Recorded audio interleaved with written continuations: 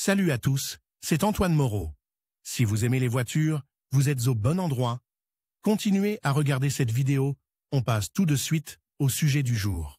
Beaucoup d'entre vous, chers lecteurs, ont entendu parler de la déduction sociale, qui est accordée par l'inspection des impôts en vertu de la législation en vigueur. Cependant, tout le monde ne sait pas qu'elle s'applique également aux cours dispensés dans une auto-école. Déduction fiscale, de quoi s'agit-il? Le mot déduction ne signifie pas ici que l'on va vous prélever quelque chose quelque part. Il s'agit en fait d'un remboursement des impôts que vous avez payés au cours de l'année civile. Chaque travailleur paie 13% de ses revenus à l'État. Ce sont ces 13% que vous pouvez récupérer si vous avez dû les dépenser pour un traitement médical ou une formation. Une formation dans une auto-école est un bon exemple. À qui s'adressent les déductions? Il a déjà été dit un peu plus haut que le droit de bénéficier d'une déduction fiscale est le droit de tout citoyen qui travaille. Il faut toutefois garder à l'esprit qu'il sera impossible de restituer 13% du coût de la formation si le citoyen perçoit des revenus qui ne sont pas imposés à l'impôt des personnes physiques, gains ou dividendes, par exemple. La personne n'est pas résidente de la Fédération de Russie. Le paiement des frais de scolarité dans une auto-école a été effectué par votre employeur à titre gratuit. Cela s'applique également au passage d'un permis de conduire auprès d'un bureau de recrutement militaire, où vous avez utilisé des fonds de maternité. Vous pouvez utiliser la déduction fiscale non seulement pour payer vos propres études, mais aussi pour payer les études de vos enfants ou pupilles de moins de 24 ans. Dans ce dernier cas seulement, la forme d'enseignement doit être à temps plein. Documents requis.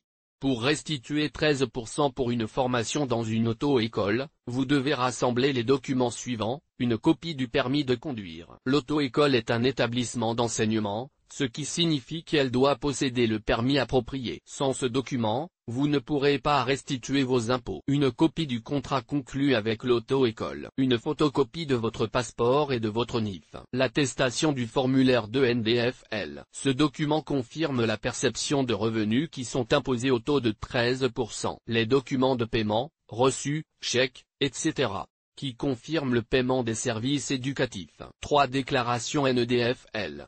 Le formulaire de déclaration sur papier peut être retiré auprès d'un inspecteur des impôts et rempli par vous-même. Mais il existe une option plus appropriée: télécharger le programme déclaration pour l'année concernée et étudier les instructions pour le remplir. Cette dernière méthode est la plus simple. Dans ce cas, vous n'avez qu'à saisir toutes les données nécessaires, et le programme calcule lui-même les totaux requis, le montant dû pour le remboursement et place toutes ces informations dans les sections requises de la déclaration, et directement la demande d'octroi d'une déduction. Si vous n'avez pas payé votre propre formation, vous devrez vous munir de copies de documents attestant de votre lien de parenté avec l'apprenant. Il peut s'agir d'un acte de naissance de l'enfant ou d'une convention de tutelle. Procédure de remboursement. La loi ne fixe pas de date précise pour l'introduction d'une déclaration. Vous pouvez demander une déduction à tout moment, mais il ne doit pas s'écouler plus de 3 ans entre la date de paiement des frais de scolarité à l'auto-école et la date de demande de remboursement d'une partie des frais. Si les dépenses ont été engagées sur une période de 2 à 3 ans, une déclaration séparée doit être établie pour chaque période d'imposition. Le montant des dépenses doit également être calculé pour chaque année civile. Une déclaration ne peut être déposée que pour l'année civile écoulée, aucune déduction n'étant possible pour l'année en cours. Après avoir rassemblé tous les documents nécessaires, il faut se rendre au bureau local de l'inspection des impôts et demander une déduction. L'inspecteur vérifie les documents présentés et les accepte pour exécution ou les renvoie pour révision. Il est possible de ne pas se présenter en personne au bureau des impôts et d'envoyer tous les documents nécessaires par courrier recommandé. Dans ce cas seulement, vous serez informé des erreurs identifiées non pas immédiatement, mais après un certain temps. En conséquence, l'ensemble du processus sera retardé. Les déclarations sont examinées par l'administration fiscale pendant environ 3 mois. Passé ce délai, le montant à rembourser sera viré sur votre compte bancaire, dont vous indiquerez les coordonnées lors de l'introduction de la demande. Vous savez maintenant comment obtenir le remboursement de la taxe pour la formation dans une auto-école. Certes, 13% du coût n'est pas un montant très tangible, mais pourquoi ne pas l'enlever si la loi le permet?